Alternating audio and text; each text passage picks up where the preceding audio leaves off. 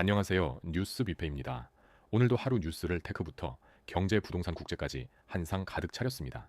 AI에 맡겼다 사람을 다시 부른 포드부터 5년 만에 최고를 찍은 미국 증시, 15억을 넘어선 서울 집값, 그리고 하루에 엇갈린 미국 대법원 판결까지 짚어보겠습니다. 먼저 테크부터 보시죠. 테크 소식입니다. AI에 맡겼던 일을 다시 사람에게 돌려준 포드, 엔트로픽의 새 모델 클로드 소네트 5, 그리고 차세대 엔비디아로 주목받는 마이크론까지 짚어보겠습니다. 먼저 AI가 만능이 아니라는 걸 보여준 자동차 업계 소식입니다.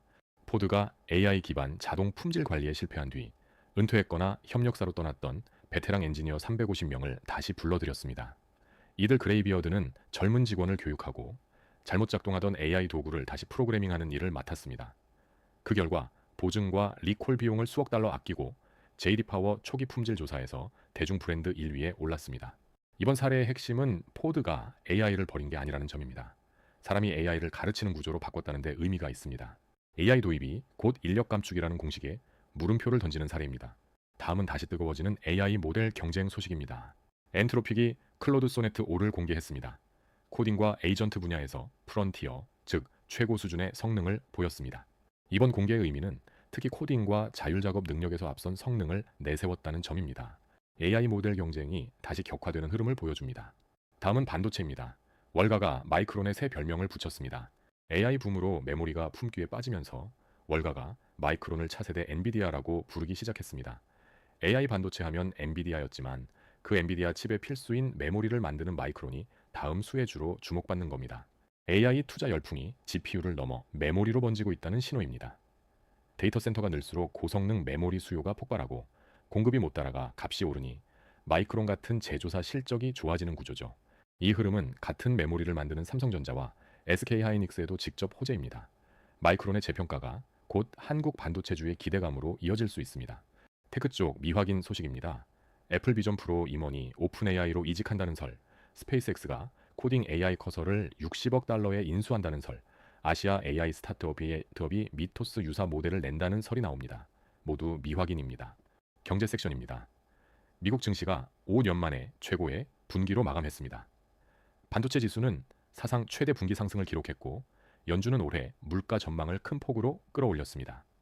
여기에 7월 3일 미국 증시 휴장 일정까지 정리해드립니다. 먼저 미국 증시입니다.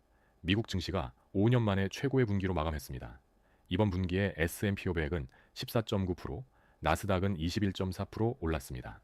이번 분기 S&P 500은 14.9%, 나스닥은 21.4% 상승했습니다. 특히 반도체 지수는 87.8% 올라 사상 최대 분기 상승을 기록했습니다. 2020년 이후 5년 만에 최고 분기입니다.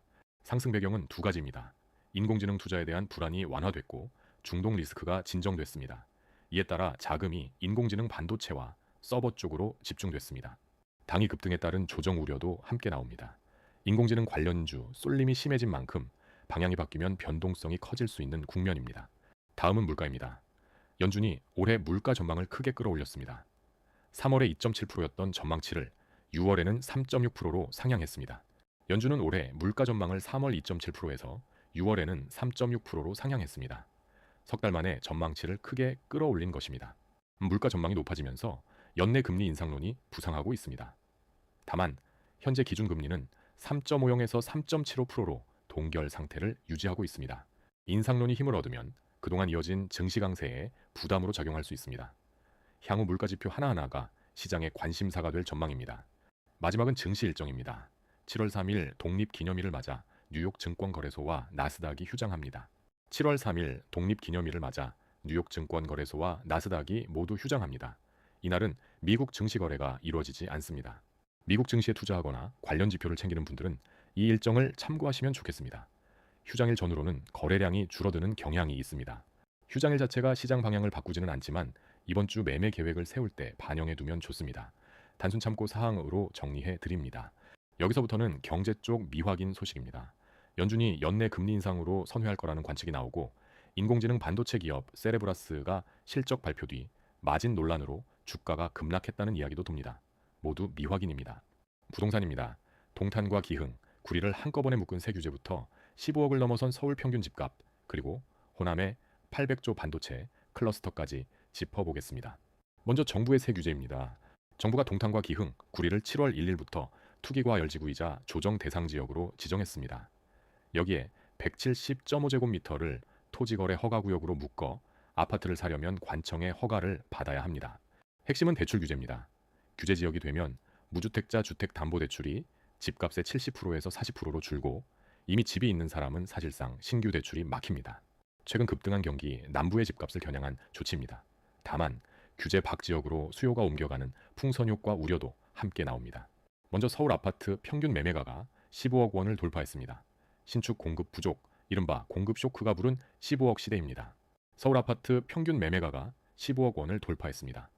신축 공급이 부족한 공급 쇼크가 이 상승을 이끌었습니다. 새 아파트가 부족하다 보니 낡은 단지도 재건축 기대만으로 값이 오르는 구조가 형성됐습니다. 평균값이 15억 원을 넘어서면서 서울에서 내 집 마련의 문턱은 한층 더 높아졌습니다. 이번엔 지방 소식입니다. 광주와 전남에 800조 원 규모의 반도체 클러스터가 추진됩니다. 그동안 침체됐던 호남 부동산에 훈풍이 불 거란 기대가 나옵니다. 대형 산업단지는 일자리와 인구를 끌어와 주변 부동산 수요를 만듭니다. 수도권에 쏠린 반도체 투자가 지방으로 분산된다는 의미도 있습니다. 다만 삼성과 SK가 광주 첨단 3지구와 전남 장성, 해남 사이에서 입지를 저울질 중이라 최종 확정까지는 변수가 남아 있습니다. 부동산 쪽 미확인 소식입니다. 삼성과 SK가 호남 반도체 공장 입지를 광주 첨단 3지구와 전남 장성, 해남을 놓고 막판까지 저울질한다는 설, 그리고 정부가 추가 대출 규제와 세제 강화를 검토 중이라는 설이 나옵니다. 모두 미확인입니다. 이번엔 국제 소식입니다. 미국 대법원이 하루에 엇갈린 판결을 내놓았고 어제 전해드린 베네수엘라 지진은 사망자가 더 늘었습니다. 또 미국이 대학원 학자금 대출에 한도를 도입합니다. 세 가지 소식 짚어보겠습니다. 미국 대법원이 하루 사이에 엇갈린 두 판결을 내놓았습니다. 미국 대법원이 하루 사이에 방향이 엇갈린 두 판결을 내놓았습니다. 첫째, 미국에서 태어나면 시민권을 주는 약 150년 원칙을 없애려던 트럼프 행정명령을 무효로 판단했습니다. 트럼프 측이 패했고 원칙은 유지됩니다. 둘째, 각 주가 여자 스포츠팀에서 트랜스젠더 선수를 배제할 수 있다고 허용했습니다. 성소수자 진영에는 사실상 패배입니다. 진보와 보수가 각각 하나씩 나누어 가진 셈입니다.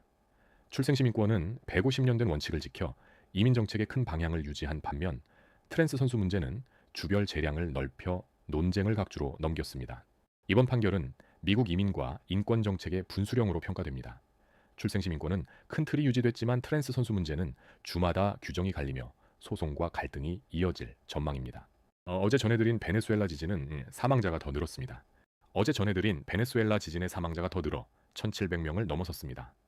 건물은 약 5만 8천 채가 파손된 것으로 추정되며 구조와 복구가 사투를 이어가고 있습니다. 지난 회차에서 실종 5만 명으로 전해드린 그 지진의 피해가 더 확대된 것입니다. 골든타임이 지나며 국면은 구조에서 수습과 복구로 넘어가고 있습니다. 건물 5만 채가 넘게 파손된 만큼 이재민 규모가 크고 복구는 장기화할 전망입니다. 최종 사상자 집계는 더 늘어날 수 있습니다. 미국이 대학원 학자금 대출에 한도를 도입합니다.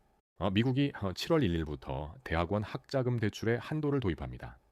정부가 빌려주는 대출 금액의 상한이 생기는 것으로 대학원생의 자금 조달 방식에 변화가 예상됩니다. 정부 대출 한도가 줄면 부족한 학비를 조건이 나쁜 민간 대출로 메워야 한다는 우려가 나옵니다. 민간 대출은 금리가 높고 상환 조건이 불리한 경우가 많기 때문입니다.